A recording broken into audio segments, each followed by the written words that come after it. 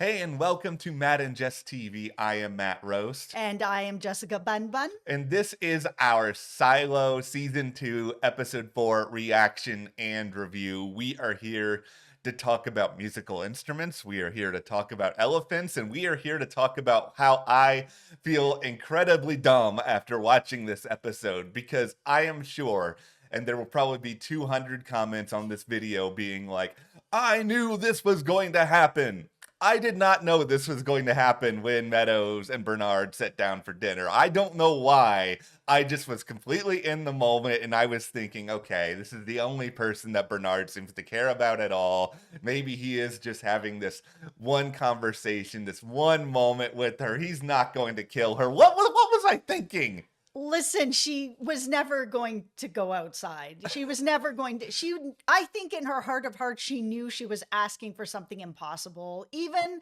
last episode when he was trying to explain how he was going to make it happen. Oh, he was going to do it in the evening. He was going to turn this off and that off and all the whatever. I was just like, none of this really feels like it's going to happen. I feel like Bernard would like to give it to her. Clearly there was a lot of feelings there, a lot of care for each other. She even said, you know, the reason I quit and wasn't your shadow anymore had nothing to do with being attached to you forever. I would be attached to you forever. There was clearly love there, but letting her go outside, how does he ever explain that to everybody in the silo? She's a huge prominent figure. Oh, Judge Meadows just went missing. Like, there's no way to explain it. There's no way to do it. And I think in her heart of hearts, she knew that this wasn't going to be something she was going to actually be able to do. I think honestly, a part of my own problem here is I'm a little bit like Judge Meadows because I think in her heart of hearts, like you said, she probably knew she wasn't going to go out. I knew in my heart of hearts that she wasn't going to go out. I knew in my heart of hearts that she probably was going to die at some point. I just didn't think it would be in episode 4. I just thought maybe episode 6, episode 7, that they would keep this character around for some dramatic tension. Yeah, I started to get worried when there seemed to be no real solid plan of explaining where she was gonna be. That, you know, she was just gonna be disappeared and like no one would see her or know anything about it. She'd just be like, oh, and she's just a ghost. Yeah, no, there were definitely signs. There were signs that I was willingly choosing to ignore. I really wanted it to go another way, but Bernard is just a baddie. There's no way. His whole thing is silo first, everything else second. He's tried to push that on everybody who's shadowing him or working with him. He's already had problems with Sims where he's like, "Oh, you sent raiders to protect your wife last season. You can't choose your wife over the silo. That's why you're not the shadow yet." And we know that he is making some of these choices. And Bernard right now is the only person that we've seen that's only choosing the silo no matter what. I have so much more to say about Bernard, but before we go any further here, hit that subscribe button because we have a lot more to say about Silo Season 2. But beyond just that, there's so much going on in the world of Apple TV Plus right now. Apple Palooza. That's right. We have Bad Sisters we're currently covering before, and we've gotten a lot of questions about this. So let's just make this clear. Yes, we are covering Severance, which is coming out next month. We are also currently covering Dune Prophecy, and it is exclusively only found on our Patreon. We have video reviews up every single week for that show. Great season so far. We're really enjoying it. We'll leave a link for you below in the comments if you want to join our Patreon. It really helps Matt and I here at the channel, and you get access to all this exclusive content like weekly Dune reviews. Okay, here's where I am with Bernard at the moment. Okay. On an emotional level, I hate this man so much because he is so manipulative and he is so good at what it is that he is doing. He's just so evil. But, okay, take the emotion out of it.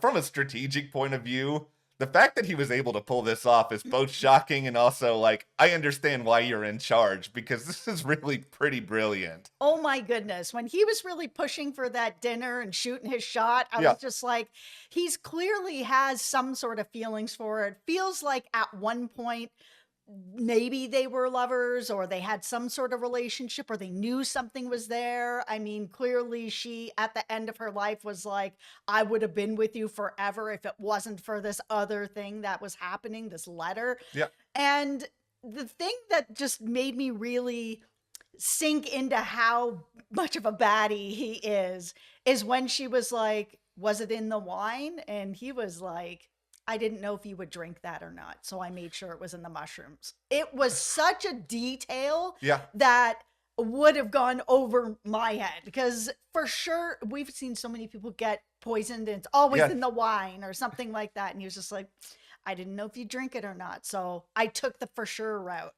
Yeah, every part of this was pretty meticulously thought out. And I'm sure he knew that there were scenarios where certain parts of this could go wrong. But okay, he figured out that this was going to be how he took out Meadows. But then beyond all that, he's well aware of the dissension in the ranks that's going on here within the world of the silo. He Yeah. knows that there are people who are going to try to change around the New World Order. He finds a way to ensure that he can properly frame other people for this. As it turns out, Knox and Shirley end up being the target of this big elaborate setup, but he has all these moving parts that he has been able to orchestrate where, yeah, he knew that Judge Meadows wanted to go out. He knew that this was going to be a problem, but he also knew there was this big internal problem going on at the silo. But if he gets rid of the troublemakers and be like, they took out a judge, how can you ever trust them? Then all of a sudden he looks like the good guy again. There was a moment that he kind of looked like the good guy, and I found myself very conflicted with it because I was like, okay, you just killed her. You Yes. just poisoned her. But at the same time, because you care about her, you're giving her this last look of what she really wanted, which was to see the outside, and gives her this VR mask and it's like, here's Costa Rica, look at this bird, look at this, animal on the ground, look at this beautiful rainforest, look at the sky. I was like, wow, it's so touching that he's at least giving her some of what she wanted, but at the same time, she's dying in your arms because you poisoned her. I was so conflicted. This was so well done. Yeah. And I was so upset to see Meadows go. She is a character that I've been really turned around on. First season, I didn't know what to think of her. She just seemed like she was just the meanie. And this season, I was like, okay, now I understand why is the way that she is. And I was such a fan, and now she's gone. Okay, I think the other reason why this entire storyline works so well, and we can say whether this is a good thing or a bad thing, but when it comes to the cast on Silo, there are two people who are clearly levitating above everybody else to the point where it's not even close. We'll get to Rebecca Ferguson later, but Tim freaking Robbins is just so good. He looks like he could be everyone's dad. He looks like somebody where, he is going to make you dinner and pat you on the head and say, good job, sport. And just by that alone, And then give you poison, Yeah, and give then- you a VR mask. you want to believe him. You want to like him. And it's just like, just by looking at him, I want to like him, but I know he's a horrible person. He's one of the worst people in this entire show. And I can't even imagine what he's going to do from here. But before we do say goodbye to Judge Meadows, clearly, my guy Lucas showed up, get his 5 seconds of screen time, and then get sent to the mines for 5 years. I was, shocked to see him at all. I mean, I guess they wanted to wrap up that he had this knowledge. Judge Meadows confirmed a lot of what he was putting together. He's like, oh, I know this, I know that. I can't figure out exactly this or that. And she's like, oh, they're stars. Yeah, you're right. The planet we're on rotates. You're correct about all this stuff. Cool. I will give you 5 years off. However, I know you're going to die down there, and I need to let Bernard know that if you don't die down there, you need to be taken care of because you know way too much. You have figured out way too much. So Lucas is not long for this world, any which way you slice that. I am going to have an irrational amount of hope for this character I until the day know. he dies, which I he's know. going to. I know you're right. This is They one. can't let him live. I'm shocked that she was even like, I'm going to give you all this information. You can go back to the mines and feel free to not tell anybody. Like, at that point, it just means everybody at the mines is going to have to die. I couldn't believe she actually allowed that to be the way that it went down.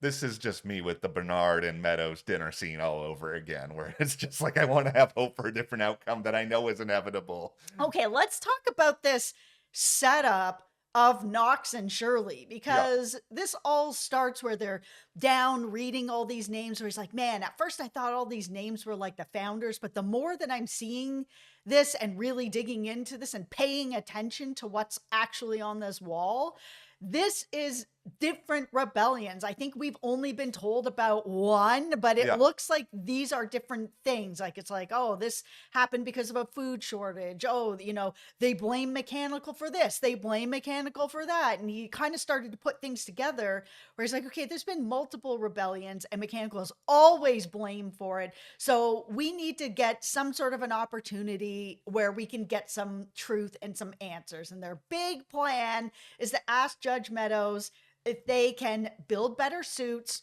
Yeah. use the good tape, and go outside and have a lookabout. And I was just like, that's what you're going to ask? You think that they're going to let you have a lookabout? Okay, Knox, you have at that. That's fine. But you're not going to have a lookabout. There's no way that, I don't know why he thought that that was going to be something that she would allow. And she wasn't. She was like, yeah, I'll hear them. And then I'll just get it lost in paperwork for years on end. They'll never go out. Okay, this is the Knox and Shirley stuff is probably my least favorite part of the season right now. And a lot of it just comes down to the fact that they're just so delusional. And it's just, and I say this as somebody who actually thought Meadows was going to live past this episode. I am aware of my hypocrisy, but I'm just sitting here watching them kind of come up with this plan. And I'm just like, how delulu are you guys? Do you guys really think that it's going to be like, oh, sure. Hello, people in the silo. Everybody's just going to have suits now. Everybody's just, there's no way. You guys have no leverage. Yeah, sure. You had the whole scheme when it comes to turning off the power and all of that. But That was cool. it was cool. Like, I'm not going to lie. Like, the effects and everything were pretty dope. But even with that, I was just like, how long do you guys think this is really going to work for you? And it's just, their plans are so ambitious, but their execution of these plans are so unbelievably bad at the end of the day, where they don't actually have a cohesive end game and they don't really have anybody to kind of talk them down when they're starting to go off the rails. Yeah, I mean, even the whole let's just turn off the silo, we control everything. It's Yeah. like, okay, guys, I get where you're coming Yeah. from, but you are also in this silo. So if you turn off the power, it also affects you. It affects everybody. So at some point, if they just wanted to wait it out, they could wait it out, because you will also be affected by this and you will also probably die and you don't want to. So it's kind of like, for me, just an empty threat. It's like, okay, yeah, look, we can turn it off. Okay, great. So all of us are going to be infected, including you, the people who turn it off. So then what are you really getting out of this? It's like you're going over to a neighbor's house, and I don't know, you don't like them or something, so you like stick a shovel, you stick a shovel into the ground, and you like dig up a little bit of dirt. But the problem here is that your neighbor has a bulldozer, and they're going to use that bulldozer to come back to your house and just demolish your entire property. It is like your short-term gain here is minimal, and the long-term effect is severe. This is just, there was no good way forward for you guys with this, and that is just why I'm struggling with that storyline, because it's hard for me to care a lot about characters who I just don't think are thinking with their own best interest in mind. No, I mean, especially Knox. So Knox is a person who has figured out that the names on the wall Yeah. are people who are part of this many rebellions. At that point, for him to just think, okay, we're just going to go and ask permission. Yeah. We're just going to bring it up to them, tell them what our plan is, no rebellion. Instead, can you just let us go on a walkabout? It seemed like such a ridiculous plan, because he had the information in front of him that mechanical always gets blamed, why these rebellions have happened, that they've happened over and over and over again, and that he thinks that asking permission was going to be granted. There was something about that that just made the Knox character just like, for me, feel like such a dum-dum, that by the time they got up there and Bernard had already killed Meadows, was like, Sims, I know you did this. I know you did this whole, like, oh, let's all get out Judge Meadows, and you were behind it, but you're going to also now set this up take this knife, set her up. That looks like she got, killed in this office. We're going to let these two come in and then they will be to blame for it. I was just like, you guys deserve what you get. This was such a ridiculous Yeah. thing to do, to ask for. This was never going to be granted. And Knox should have known that, or at least Shirley at that point should have looked at him and been like, this idea is not going to work. Look at how many names are up on Yeah. this wall. And you think they're just going to be like, no problem. Here's the tape. Here's the better suit. Let's go. Tell us what you find. If I was actually going to make some sort of ranking system of people who I have some measure of faith in when it comes to turning around things in the silo, maybe I have Billings pretty high up on the list because he's fairly well connected. We both like Billings. That's Love Billings. Yeah, I have a lot of real faith in him. I have a tiny amount of faith in Sims, even though things did not work out for him in this episode. Like, he at least has some element of connections and he has some information. He is not running around cluelessly like Knox and Shirley are. Rob is going to get flipped. I feel it. I feel like he's going to get flipped. I know he really wants that spot. Yeah. Being the shadow. I know his wife's trying to help him find a way to make that happen for him. I just feel it in my bones. He is going to get flipped.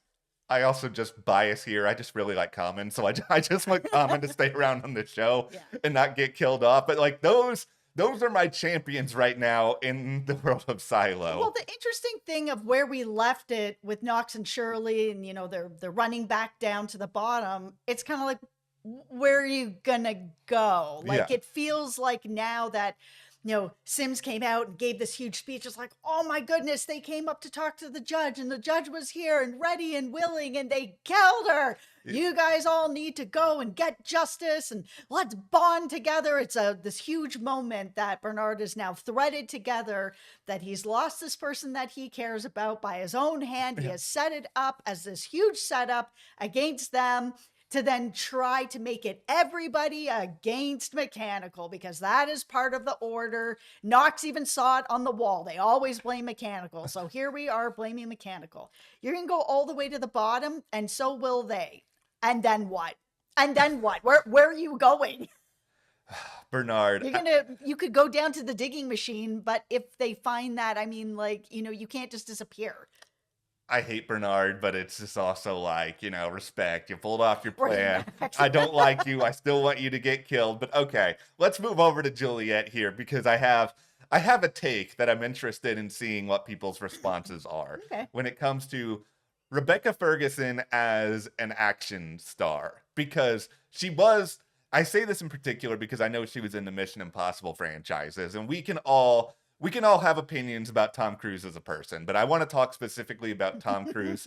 Tom Cruise as the action star, where this is somebody who is just like a complete lunatic with how he's like throwing himself off of everything and sprinting at however old he is. But I think Rebecca Ferguson is probably the only other person I can think of who is as committed to these action sequences as Tom Cruise is, where you watch her in this episode, it just feels real. Like, she is so good at just conveying like the struggle, just the physicality. It's just, there's something about watching her that is just so believable. That underwater scene was captivating. I was so just like, I could not look away as it was going on. Like, I mean, underwater stuff typically really scares me. I know that like Titanic was like this big love story or whatever, but that 30 minutes that boat sank, I was the only person in the theater that was just like, I can't handle this. This is horrible. I hate watching this so much.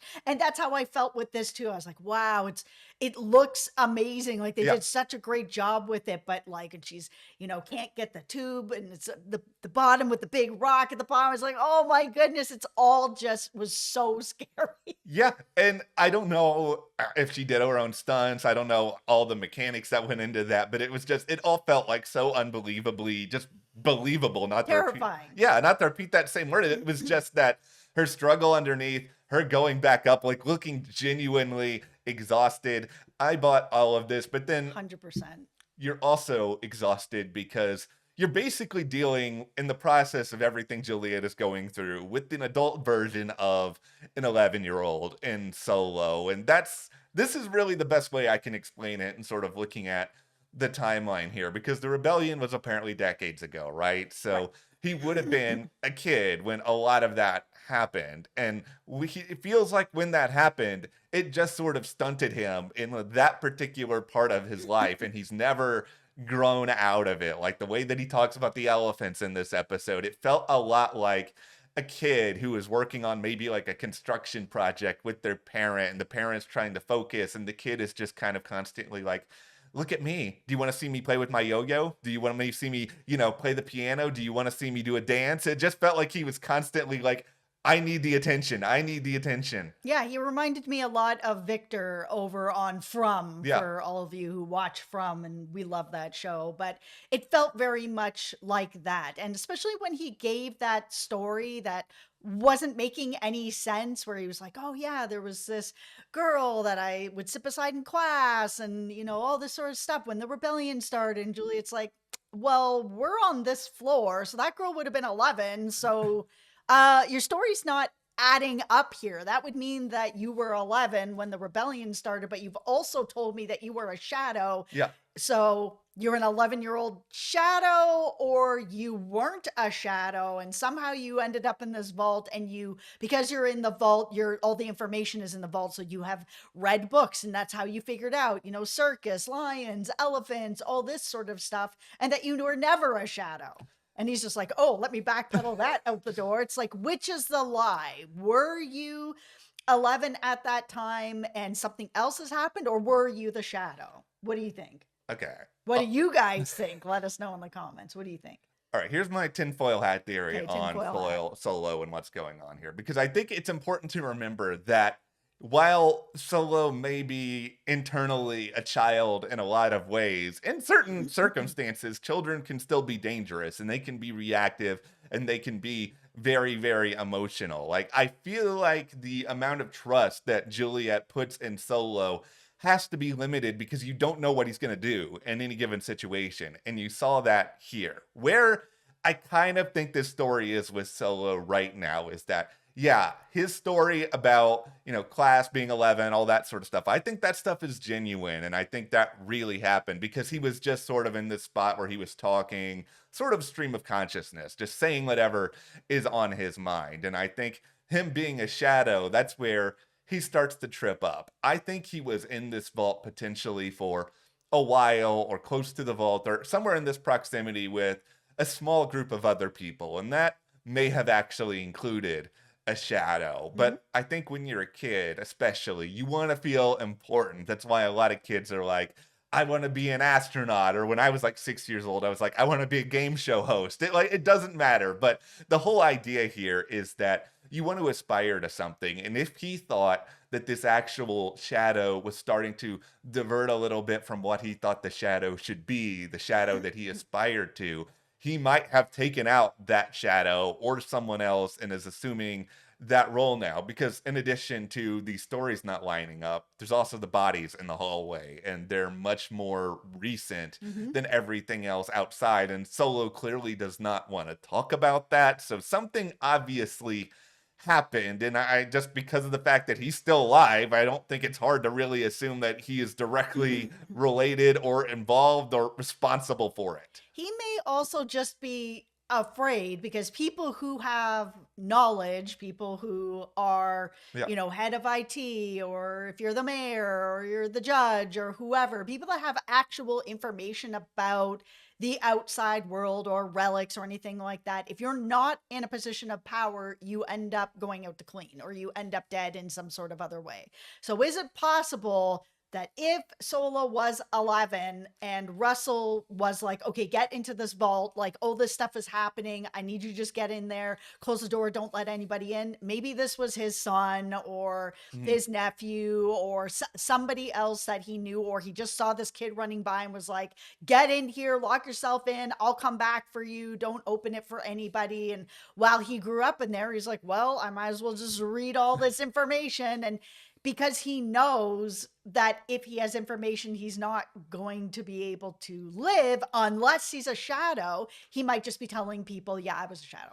Yeah, he it's something that at least justify a little bit of what he has. I think Solo is a very complicated character at this point because I don't think everything he's doing is an act by any means. I think it's way too hard to keep up this sort of persona in particular, where you're just driving Juliet up the wall constantly. Also driving me up the wall. Oh my God.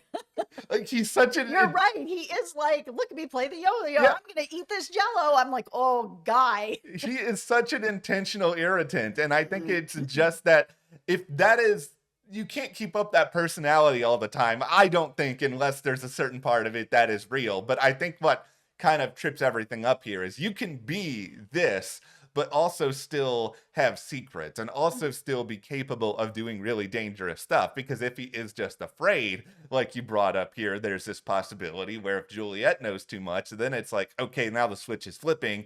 Now I also have to kill you. And that's why it's really hard to sit here and be like, trust Solo, because I wouldn't trust Solo. There's no way, given what he might have done. Yeah, for sure.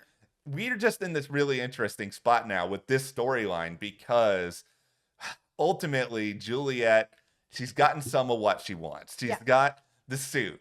Now, where exactly do you go from here? Yeah, I mean, especially with Solo being so kind of like, he's helping, he's running back because he thinks the vault has been unlocked. He's locked himself back in, he's helping again. It's such a difficult person for her to depend on. He was dependable when he was giving her the air and, you know, pushing the air out. But that could have easily gone another way. Like if she was a couple minutes longer, he could have already been like, I need to get back to that vault and I don't care what's happening to you. I'll just say this. I'm happy that Juliet's moving forward with this story. I'm okay that we've had people separated for a little while, but it's time. We're 4 episodes in. It's time to find Juliet going back to the silo because that's when things are really going to get juicy again. Absolutely, they are. That is what I have been waiting for. That was what was so exciting about season 1. And I'm not saying that season 2 is bad by any means, but things are always more chaotic and exciting when the hero is with the rest of the group instead of just being alone. But I will say that scene of her sitting outside Solo's vault and just sort of pouring her heart out about her loneliness, and she knows what it's like to be lonely, and now she could be just lonely again forever if she's stuck there and he won't come out. Like, it was a real nice deep dive into her heart, which we very rarely see on this show.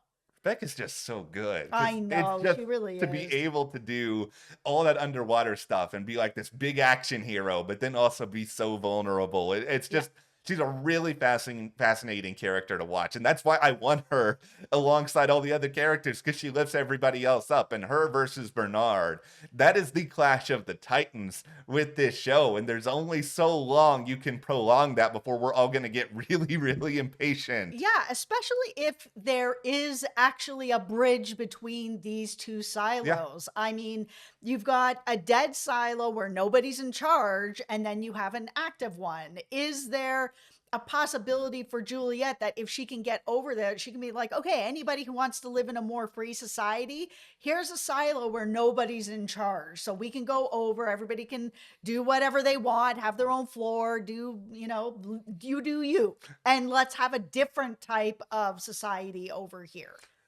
I think that would just set up a really fun storyline, because then Bernard's going to be like, no, we need everybody here. And and he can't control that. So that's the thing. That's the only thing Bernard cannot handle, is if there's so many numbers against him.